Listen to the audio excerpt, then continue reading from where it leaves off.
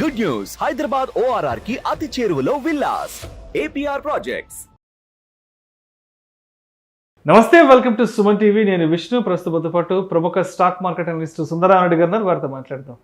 Sir నమస్తే. Sir నమస్తే. సుందర్ రామి రెడ్డి గారు, LIC లిస్టింగ్ అయ్యి ఎగ్జాక్ట్గా 1 year అవుతుంది. పోయిన సంవత్సరం అంటే 2022 మే 17న మార్కెట్లోకి వచ్చింది, లిస్టింగ్ అయింది. ఆల్మోస్ట్ భారీ అంచనాల మధ్య, భారీ ఊహాగానాల మధ్య LIC IPOకి రావడం జరిగింది. అండ్ ఆ రోజు ఆల్మోస్ట్ 949 వద్ద మార్కెట్లోకి వచ్చింది. దాని తర్వాత చూస్తే అక్కడి నుంచి ఫాల్ అనేది స్టార్ట్ అయింది. అండ్ వచ్చిన రోజే 8% డౌన్ అయింది.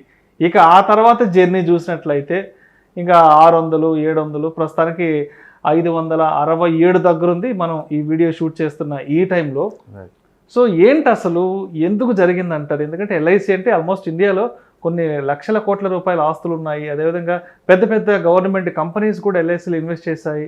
సో ఎందుకంటారు LIC అందరి అంచనాలను అందుకోలేకపోయి ఒక ఫ్లాప్ అనేది జరిగిందంటారు LIC విషయంలో? రైట్. సో ఇప్పటికీ trendline.com వెబ్సైట్ ప్రకారం అవుట్ ఆఫ్ 15 రేటింగ్స్లో 12 బ్రోకరేజ్ హౌసెస్ మొత్తం కూడా బై రేటింగ్లో ఉందండి అది. అండ్ 3 బ్రోకరేజ్ హౌసెస్ హోల్డ్లో ఉన్నారు. ఒక్కరు కూడా సెల్ రేటింగ్ ఇవ్వటం లేదు. దట్ మీన్స్ ఏంటంటే ఫండమెంటల్గా అది హెల్తీగానే ఉన్నట్టు లెక్క. కాకపోతే మార్కెట్లో అది లిస్ట్ అండ్ టైం దగ్గర నుంచి బ్యాడ్ ఎన్విరాన్మెంట్ ఉండవు. అండ్ అదాని హిడెన్బర్గ్ రిపోర్ట్ తర్వాత అందులో LIC వాళ్ళ వాటాలు ఎక్కువ ఉండటం వల్ల మళ్ళీ ఆ టైంలో వచ్చిన సెల్లింగ్ ప్రెజర్ కావచ్చు. అండ్ బడ్జెట్ అప్పుడు కొత్తగా వచ్చిన ట్యాక్స్ రిజంలో ఈ ట్యాక్స్ ఇన్సెంటివ్స్ మొత్తం గవర్నమెంట్ కట్ చేయడం అయి ఉండొచ్చు. అండ్ డివిడెండ్ పెద్దగా డిక్లేర్ చేయట్లేదు ఇది ఇంతవరకు, ఆ రీజన్ అయి ఉండొచ్చు. లేకపోతే results not so great, normal results అంటే సర్ప్రైజ్ రిజల్ట్స్ ఏం లేవు దీనికి, నార్మల్ రిజల్ట్స్ డిక్లేర్ చేయటం. ఇలా ఏదైనా రీజన్స్ కావచ్చు. మొత్తానికైతే ఈ మార్కెట్ 40% డౌన్లో ట్రేడ్ అవుతుంది. అండ్ ఇంత పెద్ద కంపెనీ అంటే లిస్టింగ్ అయినప్పుడు ఇండియాలోనే టాప్ 5th బిగ్గెస్ట్ కంపెనీ ఇది. అండ్ ఇప్పుడు 13th బిగ్గెస్ట్ కంపెనీగా డ్రాప్ అయింది, 13th బిగ్గెస్ట్ కంపెనీగా. అండ్ అప్పట్లో మార్కెట్ క్యాపిటలేషన్ 6 లక్షల కోట్లుగా దీన్ని డిక్లేర్ చేశారండి. ఇప్పుడు 3.6 lakh crore, అంటే ఆల్మోస్ట్ 2.5 lakh crore ఆవిరైపోయినట్లు లెక్క అనమాట ఈ కంపెనీల వాల్యుయేషన్. ఆల్మోస్ట్ 2.4 లక్షల కోట్లు ఇన్వెస్టర్స్ అమౌంట్. అవును. సో పెద్ద పెద్ద IPOలు అన్నీ కూడా సూపర్ హిట్ అయినట్టు ఎక్కడ మనకి ఎవిడెన్స్ దొరకలేదండి. కాకపోతే అందరూ ఎక్స్పెక్ట్ చేశారు, ఈవెన్ నేను కూడా ఎక్స్పెక్ట్ చేశాను అది 20-30% లిస్టింగ్ గైన్స్ వస్తాయేమోనని. But unfortunately market condition support చేయలేదు. అండ్ డే ఫస్ట్ నుంచి ఇంకా పడుతూనే ఉంది అది. ఓకే, ఎప్పుడైనా ఒక IPOకి వచ్చినప్పుడు ఫస్ట్ 3 daysలో కనుక లిస్టింగ్ ప్రైస్ బ్రేక్అవుట్ కాకపోతే వాటి నమ్మేసుకోవటమే బెటర్. ఇదే కదా ఏ స్టాక్ అయినా సరే. కోల్ ఇండియా ఇంతవరకు IPO లిస్టింగ్ ప్రైస్ దాటలేదు. కోల్ ఇండియా నవరత్న స్టేటస్ ఉన్నది, ఇండియాలో number 1 coal mining company, 8% dividend declare చేసే కంపెనీ. స్టిల్ ఇంతవరకు IPO లిస్టింగ్ ప్రైస్ దాటలేదు. అలాగే ONGC కూడా IPO లిస్టింగ్ ప్రైస్ దగ్గర కూడా రావట్లేదు. ఇలా చాలా కంపెనీస్ ఉన్నాయండి. ఎందుకు అని బదులు ఎప్పుడైనా IPO లిస్ట్ అయినప్పుడు ఫస్ట్ 3 daysలో కనుక అది ఆ లిస్టింగ్ ప్రైస్ కనుక బ్రేక్అవుట్ కాకపోతే అలాంటి వాటికి దూరంగా ఉండడం బెటర్. ఓకే, సో ఇప్పుడు ఈ కంపెనీ ఫండమెంటల్ వైజ్ ఓకేనండి. అండ్ ఇప్పుడైనా అది రికవర్ అవుద్దంటే కరెంట్ ప్రైస్ దగ్గర ఎక్కువ మంది అనలిస్టులు బై రేటింగ్ ఇస్తున్నా. ఓకే, ఇన్సూరెన్స్ సెక్టర్ అంత హాట్ ఏం కాదండి, అంత బాగా పెద్దగా రన్ అవ్వట్లేదు లాస్ట్ 2-3 years చూసుకుంటే.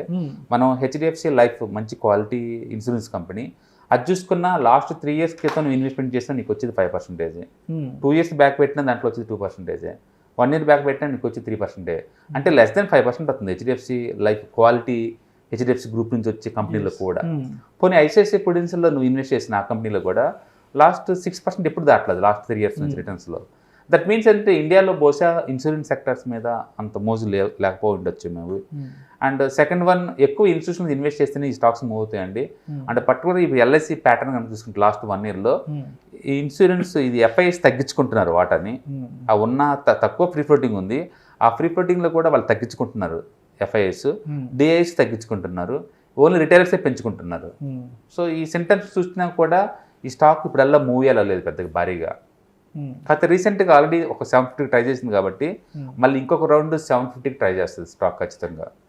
ఒకవేళ ఎవరైనా తీసుకుంటే మళ్ళీ ఇప్పుడు యావరేజ్ చేసుకొని 750 వచ్చినప్పుడు బయటికి పోవడానికి ప్లాన్ చేసుకోవచ్చు. ఎందుకంటే ఈ కంపెనీ ఏదో ఒకటి కొత్త ట్రిగ్గర్ అవ్వాలి, కొత్తగా ఎవరైనా బైక్ రావాలంటే రిజల్ట్స్ అన్నా సర్ప్రైజ్ చేయాలి, లేదంటే డివిడెండ్స్ అన్న హై ఎండ్ డిక్లరేషన్ బీన్ చేయాలి. ఏదో ఒక ట్రిగ్గర్ పాయింట్ వస్తే తప్ప స్టాక్ మళ్ళీ ఫర్దర్ గా భారీగా మూవ్ అయ్యే ఛాన్స్ లేదు. ఎందుకంటే ఫ్రీ ఫ్లోటింగ్ తక్కువ ఉంది, అండ్ ఎఫ్ఐఎస్ డిఎస్ తగ్గించుకుంటున్నారు, వాటాలు ఇంకా పెంచుకోవట్లే, వాళ్ళు తగ్గించుకుంటున్నారు. సో వాళ్ళ యాక్టివిటీ ఉంటేనే అది ఎంతకంత ముందుకెళ్తుంది. ఒక రిటైలర్స్ ఒక్కళ్ళే పెంచుకుంటున్నారు లాస్ట్ కపుల్ ఆఫ్ దేని నుంచి. అంటే దెబ్బ మీద దెబ్బడుతూనే ఉంది. ఐపీఓ లిస్టింగ్ అప్పుడు గెయిన్స్ రాలేదు, అండ్ అదాని ఎపిసోడ్ అప్పుడు ఇండియా మొత్తం దాంతో ఎల్ఐసి వాళ్ళది మళ్ళీ డల్ అయింది. అప్పుడు మోగిపోయింది. యాక్చువల్గా 750 దాకా మూవ్ అయ్యి కూడా మళ్ళీ బ్యాక్ వచ్చింది ఆ ఎపిసోడ్ తోటి. మళ్ళీ ఇప్పుడు బడ్జెట్ లోనేమో ట్యాక్స్ ఇన్సూరెన్స్ అని తీసేస్తున్నారు, అది ఇన్సూరెన్స్ మీద పడింది.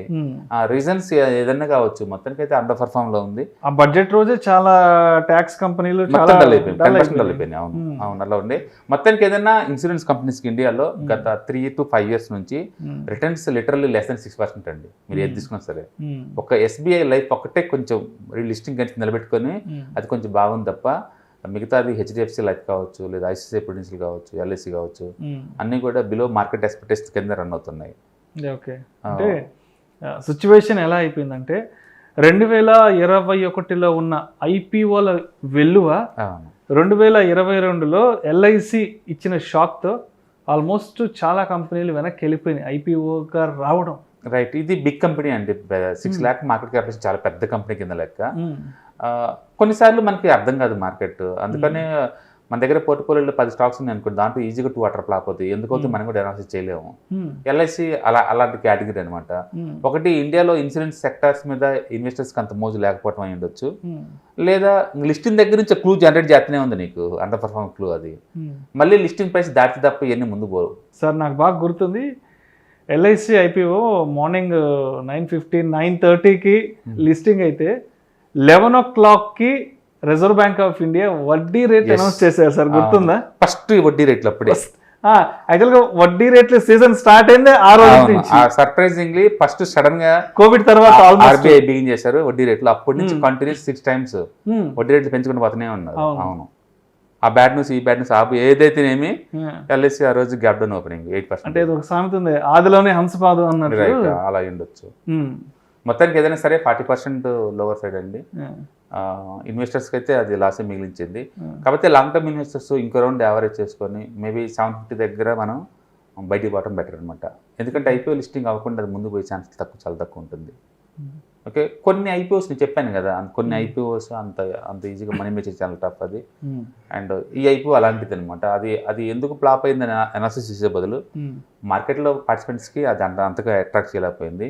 ఫ్యూచర్లో కనుక అది డివిడెండ్ కనుక భారీగా డిక్లేర్ చేసినా, లేకపోతే రిజల్ట్స్ ఏమైనా సర్ప్రైజ్ చేస్తే తప్ప, ఈ ఎఫ్ఐఎస్ డిఐఎస్ మళ్ళీ లోపలికి అడుగు పెడితే తప్ప స్టాక్ అంత ఈజీగా ముందుకు వెళ్ళదు. ఎందుకంటే క్వాలిటీ అనుకున్న హెచ్డిఎఫ్సి లైఫే ఆడ 3 years నుంచి 6% రిటర్న్స్ జనరేట్ చేస్తుంది. ఎందుకంటే ఆ సెక్టర్ అంత ఇంట్రెస్ట్ లేదని క్లియర్గా మనకు అర్థం అవుతుంది. మనం బయట నుంచి అనుకోవటం వేరు, లోపల ఇన్వెస్టర్ యాక్టివిటీ వేరు.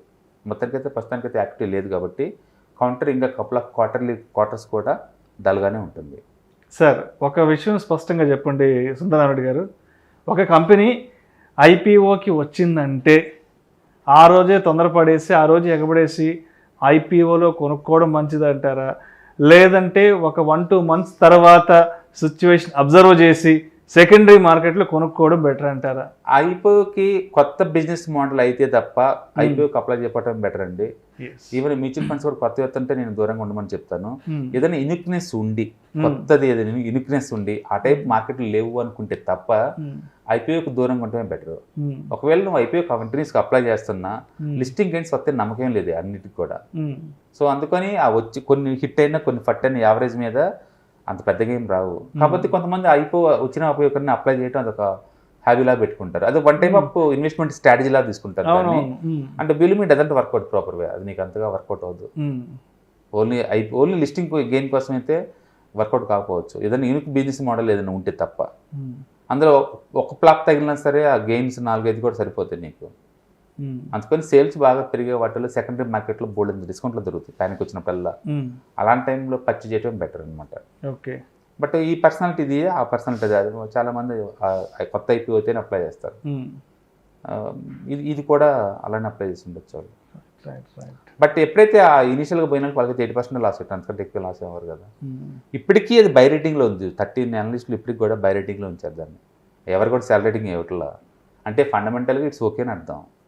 సో అదేవిధంగా చాలామంది ఆడియన్స్ అంటే మన వీడియోస్ కింద కామెంట్స్లో అడుగుతుంటారు, సార్ LIC కొనిపెట్టుకున్నాను, LIC IPOకి వచ్చినప్పుడు లాట్ కొనిపెట్టుకున్నాను, ఏంటి ఇవాళ పొజిషన్ ఏంటి, ఉంచుకోమంటారా అమ్మేయమంటారా అనేది. మీరు లాంగ్ టర్మ్ ఇన్వెస్టర్ అయితే still you can hold it, no issue. Stock మార్కెట్లో ఒక 4-5 years స్టాక్స్ అండర్ పర్ఫార్మ్ చేయడం అనేది క్వైట్ మామూలు విషయం. అది అంత అబ్నార్మల్ బిహేవియర్ ఏం కాదు. కాబట్టి షార్ట్ టర్మ్ ట్రేడర్స్ అయితే మాత్రం ప్యాటర్న్స్ బ్రేక్అవుట్ అయితేనే ఎంటర్ అవ్వాలి. లాంగ్ టర్మ్ ఇన్వెస్టర్ అయితే మీరు బై చేసుకోవచ్చు, ఎందుకంటే బిజినెస్ ఫండమెంట్స్ ఏం మారలేదు. గుర్తుపెట్టుకోండి, అది స్టాక్ మార్కెట్ నుంచి ఇయర్లీ 45,000 crores ప్రాఫిట్ మేక్ చేసే కంపెనీ అది. అది స్టాక్ రేట్ పెరగలేదన్నంత మాత్రం నా కంపెనీ బ్యాడ్ అనలేవు. అది స్టార్టప్ కంపెనీ లాగా లాస్ మేక్ కంపెనీ కాదండి. ఒక్క స్టాక్ మార్కెట్ ఇన్వెస్ట్మెంట్ దగ్గర నుంచి every year 45,000 crores money make చేస్తుంది స్టాక్ మార్కెట్ నుంచి అది. ఈ కంపెనీ స్టాక్ మార్కెట్ అట్టాగా ఆల్ టైమ్ హైకి వెళ్తుంది కాబట్టి ఇది పాజిటివ్గా మూవ్ అయ్యే ఛాన్సే ఉంది. అంటే కోర్ బిజినెస్ ఎలాగో ఉంది, అండ్ ఇండియాలో గవర్నమెంట్ సపోర్ట్ ఎలాగో ఉంటుంది. ఇన్సూరెన్స్ చాలా పెద్ద బిజినెస్. ఓకే, మనం ఎంత మాట్లాడుకున్నా FIIs DIS ఇంట్రెస్ట్ వచ్చేంత వరకు వాళ్ళు మళ్ళీ తిరిగి దాంట్లోకి ఎంటర్ అయ్యేంత వరకు కూడా స్టాక్ అక్కడే రొటేట్ అవుతూ ఉంటుంది. అండ్ లాస్ట్ టైం అటెంప్ట్ చేసినప్పుడు 750 దాకా టచ్ అయింది. మళ్ళీ ఈ అటెంప్ట్లో కూడా అప్ టు అక్కడ దాకా టచ్ అవుతుంది. ఎట్లాగో ఇప్పుడు అది 40% డిస్కౌంట్లో ఉంది కాబట్టి ఈ రేట్ దగ్గర అయితే సేఫ్టీ ఉంది, మార్జిన్ ఆఫ్ సేఫ్టీ ఉంది ఈ రేట్ దగ్గర ఎంటర్ అయ్యే వాళ్ళకి. అండ్ ఆల్రెడీ కొనిపెట్టుకున్న వాళ్ళు లాస్లో అమ్మాల్సిన అవసరం కూడా లేదు. కపుల్ ఆఫ్ క్వార్టర్స్ మనం చూడొచ్చు. ఏదన్నా బిజినెస్లో ఫ్లాప్ అవుతుంది, ఏదైనా బ్యాడ్నెస్ ఏదైనా లాంటివి ఉంటే తప్ప స్టాకు అండర్ పర్ఫామ్ చేస్తున్న ఒక రీజన్ తోటి అది బిజినెస్ మోడల్ మంచిది కాదని మనం అనలేము. ఓకే రైట్, కాబట్టి ఉంచుకోవచ్చు. అండ్ కావాలంటే కొంచెం యావరేజ్ చేసుకుని 740 దగ్గర అయితే ఛాన్స్ వస్తుంది గ్యారెంటీ బయటపోవడానికి. మీరు ఎప్పుడైనా వెళ్ళాలనుకుంటే 750 దగ్గర బయటపోవచ్చు. Thank you sir, thank you so much Sundar గారు.